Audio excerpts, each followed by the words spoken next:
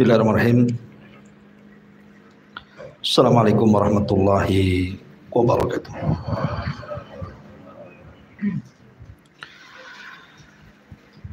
Alhamdulillah. Salatu wassalamu ala Rasulillah wa ala alihi wa sahbihi wa mawalah wa la hawla wa la quwata illa billahi wa ba'du.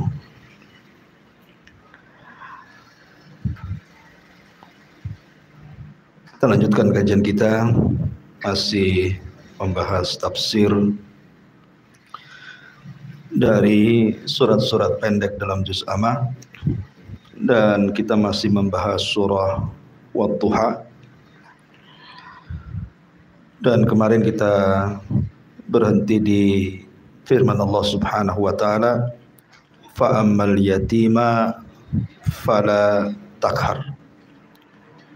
Maka terhadap anak yatim janganlah engkau berlaku sewenang-wenang. Ma'asyiral muslimin wal muslimat rahimani wa rahimakumullah. Pembahasan tentang memuliakan anak yatim dalam Islam adalah pembahasan yang sering dibahas. Tetapi hanya sekedar mengingatkan, kita akan menyebutkan beberapa fadilah, keutamaan mengkafil anak yatim. Kenapa Allah Subhanahu wa taala mengatakan kepada Rasul? Karena ini kan khitabnya kepada Rasul. Adapun dengan anak yatim, wahai Muhammad, janganlah engkau membentaknya. Karena ayat sebelumnya Allah mengatakan wa wajadaka yatiman fa'awa, dan Allah dapati engkau wahai Muhammad dalam kondisi yatim, maka Allah yang memelihara dirimu. Maka sebagai bentuk syukur nikmat namanya ya, Allah Subhanahu wa taala sudah memelihara Rasul dari keyatiman, maka Allah Subhanahu wa taala perintahkan kepada Rasul, fa ammal yatima fala takhar. Adapun terhadap anak yatim jangan engkau bentak. Sekalipun ayat ini khitabnya kepada Nabi sallallahu alaihi wasallam, dalam kaidah Al-Qur'an al-ibratu bi umumil lafzi la bi khususi sabab. Oh, sebuah pelajaran dalam Al-Qur'an itu bukan khususnya sebab, bukan, tetapi mutlaknya kalimat. Umumnya kalimat Al-Qur'an itu yang kita ambil pelajaran. Dan kita tahu bahwa Nabi SAW ketika mengucapkan dengan kalimatnya, dengan lisannya, bahwa saya dan para pengkafil anak yatim seperti ini di sorga, kemudian mengisyaratkan jari tengah dan telunjuknya, saking dekatnya, Nabi SAW mempraktikkan. Ketika Ummu Salamah radhiyallahu anha ditinggal menikah dengan atau ditinggal meninggal oleh suaminya Abu Salamah, dan kedua sahabat ini, baik suami atau istri itu termasuk as-sabiqun al-awwalun. Mereka hijrah 2 kali ke Habasyah dan ke kota Madinah. Jadi perjuangan dalam Islam keluarga Abu Salamah ini luar biasa. Nah, setelah kemudian Abu Salamah meninggal dalam jihad disebabkan sakit karena luka jihadnya, kemudian meninggal syahid, maka Nabi SAW kemudian datang kepada Ummu Salamah, hendak melamar Ummu Salamah. Tapi ketika itu Ummu Salamah menolak lamaran Nabi SAW. Alasannya 3. 1, karena dia wanita pecemburu, sementara istrinya Rasul banyak. Yang kedua, anaknya masih kecil-kecil, dia membawa anak-anak yatim. Kemudian yang ketiga, usianya sudah tua, makanya dia menolak pinangan Nabi SAW. Tapi Nabi SAW kemudian meyakinkan dan mengatakan, adapun anak-anakmu adalah anak-anakku. Dari sini menunjukkan bahwa kalau seseorang menikah dengan janda yang memiliki anak, berarti juga harus menyayangi anak-anaknya. Jangan pula mau ibunya, anaknya pula ditelantarkannya. Kemudian yang kedua, adapun sifat pencemburumu, aku akan berdoa kepada Allah semoga dihilangkan. Dan betul-betul akhirnya Rasul berdoa kepada Allah, hilanglah sifat pencemburunya. Makanya dari seluruh istri Rasul yang paling berakal itu Ummu Salamah. Kalau ada masalah antar istri Rasul itu, yang jadi penengahnya itu Ummu Salamah gitu ya. Kemudian yang ketiga, adapun usiamu yang sudah tua, karena aku juga sudah tua, apa bedanya? Maka dari situ Nabi SAW akhirnya menikah dengan Ummu Salamah dalam rangka kafilul yatim, untuk mengkafil anak yatim, karena anaknya banyak, masih kecil-kecil. Dari sini Nabi SAW mempraktekkan bagaimana kafilul yatim.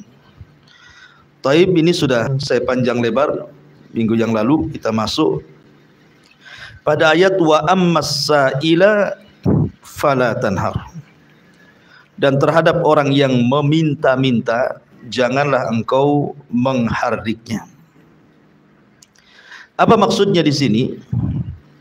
Wa ammas sa'ila fala tanhar ini sama dengan firman Allah Subhanahu wa taala, qaulun ma'rufun khairun min shadaqatin yatbauha adzan. Wallahu ghaniyun halim. Jadi ucapan yang baik dan juga maghfirah, ampunan, itu lebih baik dibandingkan sedekah tapi diikuti dengan menyakiti orang yang diberi. Jadi ayat ini semakna dengan wa ammas sa'ila fala tanhar. Adapun orang yang meminta-minta, jangan kau bentak. Makanya Nabi SAW kemudian mengatakan, raddus sa'il bibadlin yasirin au raddun jamil. Kata Rasul, kalau memang engkau hendak memberi, berilah dengan cara yang baik walaupun sedikit. Kalau tidak, maka ucapkan kalimat yang baik kepadanya. Al-Imam Al-Qurtubi rahimahullahu ta'ala ketika memberikan catatan kepada ayat ini, beliau mengatakan bahwa al-kalimatu at-tayyibatu sadaqah. Berdasarkan sabda Rasul, kalimat yang baik itu sedekah. Kemudian beliau mengatakan wa inna minal ma'ruf, dan termasuk dari sebuah kebaikan, antalqa akhaka biwajhin talqin, hendaklah melemparkan senyum kepada wajah saudaramu. Artinya di sini, kalau seandainya kita tidak bisa memberi kepada orang yang meminta, minimalnya melempar senyum. Itu maksudnya ya. Kenapa demikian?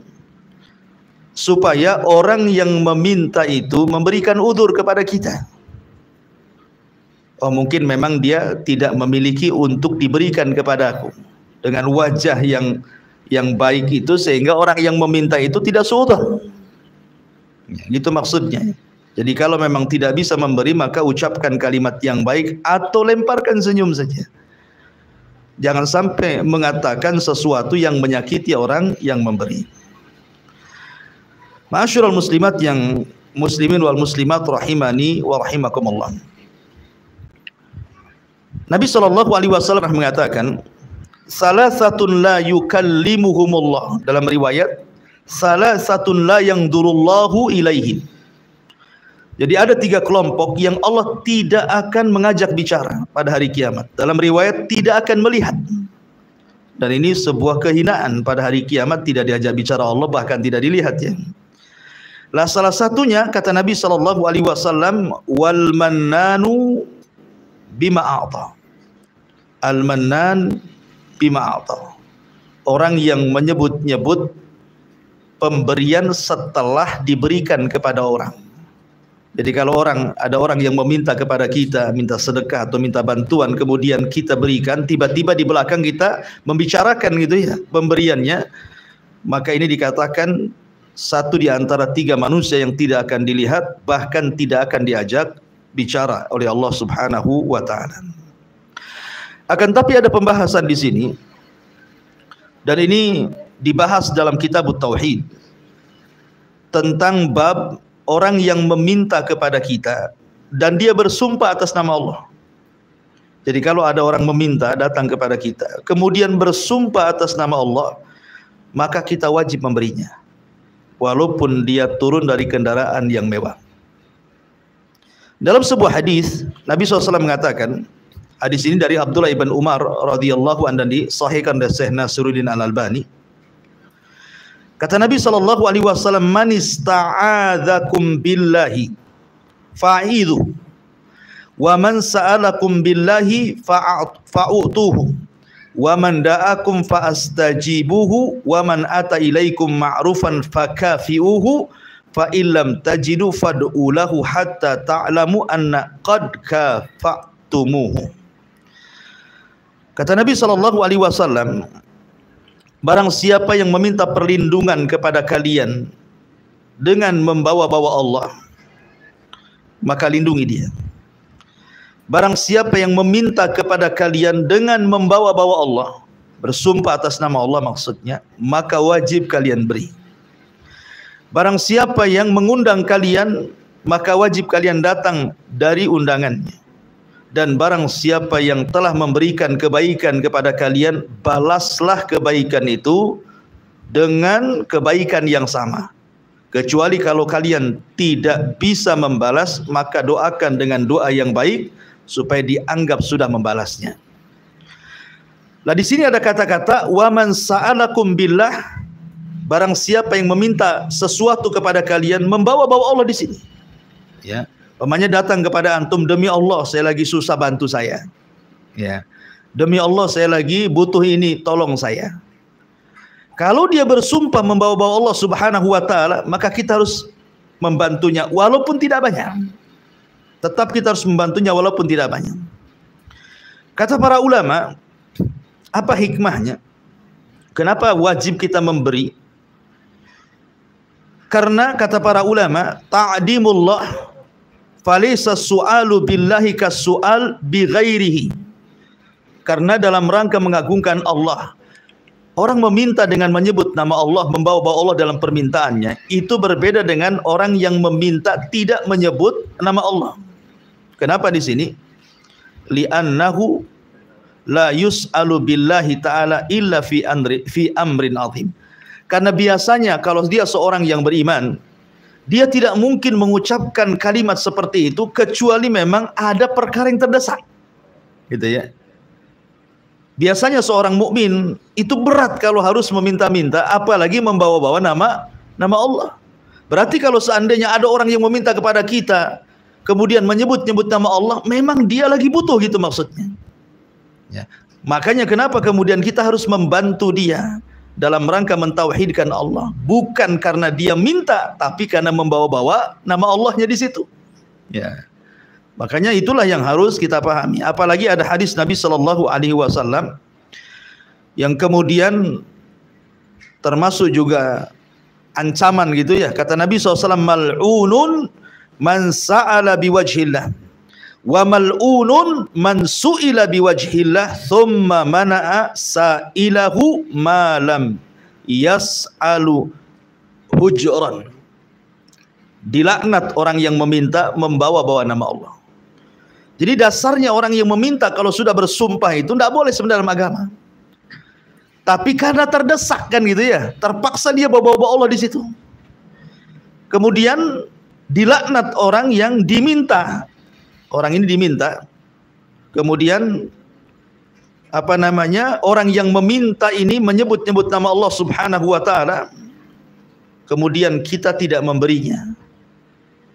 Maka ini dilaknat juga. Kalau kita tidak sampai memberi orang yang menyebut-nyebut nama Allah gitu ya, maka Nabi Shallallahu Alaihi Wasallam menganggap mal'un dilaknat juga. Kecuali kalau yang meminta itu memang digunakan untuk maksiat kepada Allah Subhanahu wa taala. Walaupun membawa-bawa Allah jangan dikasih. Ya. Makanya Syekh bin Baz rahimahullahu taala, beliau ketika ditanya, kenapa kameranya? Gitu.